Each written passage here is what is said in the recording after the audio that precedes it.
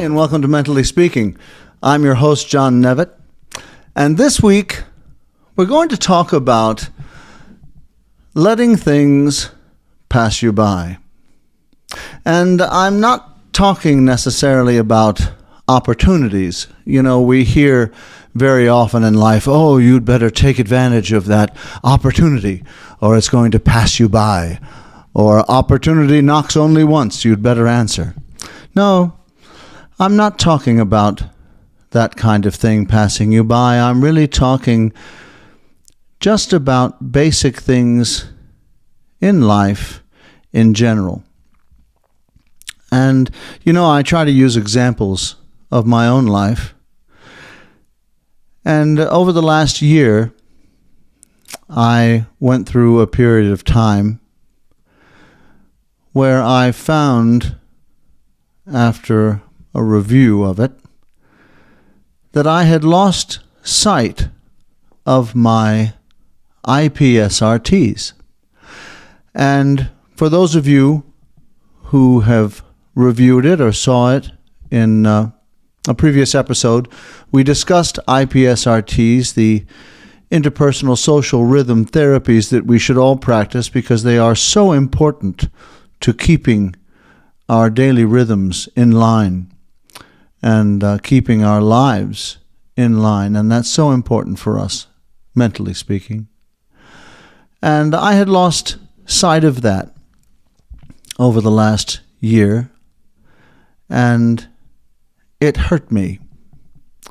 I went through a depressive cycle, and I'm not saying that I wouldn't have gone through this depressive cycle had I been practicing my IPSRTs as I should have, because I know that I go through depressive and manic cycles regardless, whether they are as severe or not, I don't know. But we are cyclical beings, those of us who have bipolar, and I have bipolar 1, and I am very familiar with it. So, I went through a depressive cycle this past year, and I put on about 25 pounds in a month. Yes, I did.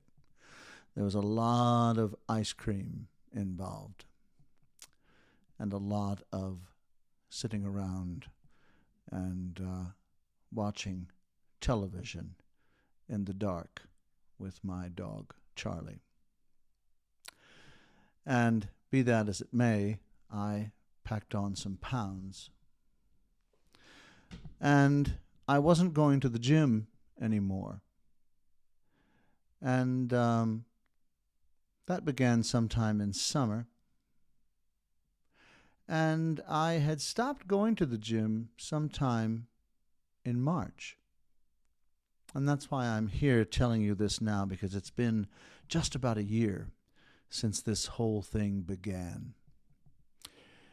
And I took on this weight over the summertime.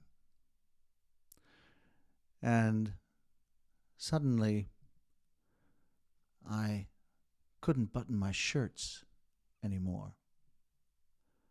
And I could get my pants buttoned, but I couldn't button my shirts, and I couldn't think of why that would be. I felt fairly healthy.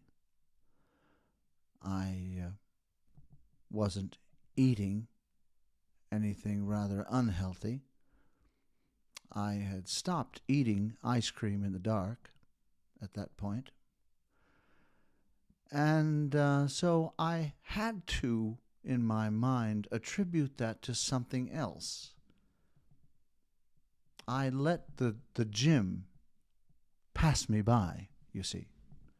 I let that part of my regimen pass me by. I ignored that.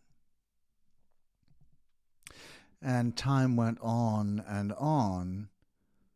and things started to get worse, and I had some other symptoms that I didn't enjoy, I wasn't very proud of, and I started to go to the doctor. And I went to the doctor and I complained about this or that, and they referred me to another doctor, and then I saw a specialist for this and a specialist for that. And, I was just certain my spleen was swollen or something was happening, because now I couldn't wear any of my clothes. And, I was wearing sweatshirts and all of this and that. And thank God it was going to be winter, because that's all I could wear was sweaters. Well, I had let all of the exercise fall out of my life, and my arms were getting smaller and weaker. My chest was almost in atrophy because I hadn't been working out. And at my age, your body will practically eat itself from the inside if you're not getting enough protein. And it wasn't. And so I got to the point that I just saw another doctor this last week, and I had a couple of more tests done and came home and realized that maybe I should just get back to the gym. Maybe I should get back to what I call my fighting weight. Maybe I should get back to work on myself and stop ignoring the one thing that I hadn't been doing. The one thing that I kept letting pass me by. The one thing that was just lurking behind me when I was looking for it to be something else, kind of hoping that it might be. Because I had gotten to that sedentary state where I just didn't want to go anymore. I would rather be sick and sit than to go. And I wonder if there are any of you out there today who have something, maybe it's not exercise or going to the gym or working out or doing something like that, but I wonder if any of you have something on your list, on your regimen, that you're just letting pass you by because you'd rather ignore it than include it, even though it was there at a time when you felt better, because it was.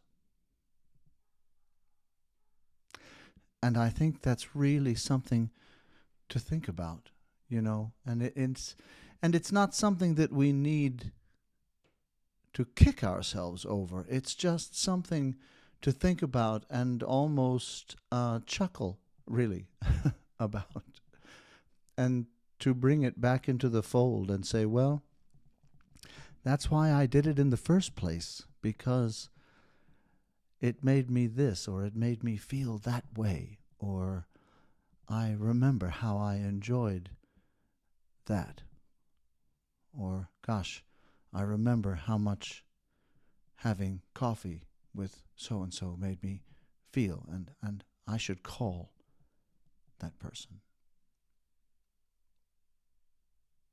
Sometimes there is just something in life that's passing us by, and the problem is we're the ones allowing it to pass. We're the ones with the yield sign in our hand when it really should be a stop sign, so that we can get that thing back in our lives again. And that's just some food for thought.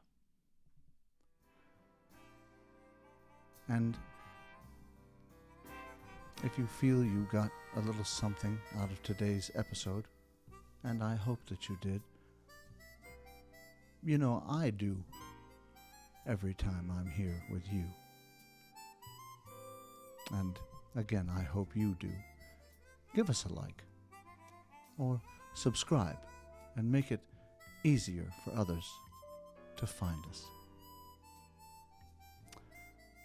And I hear the little clock on the wall telling me that it's time to go.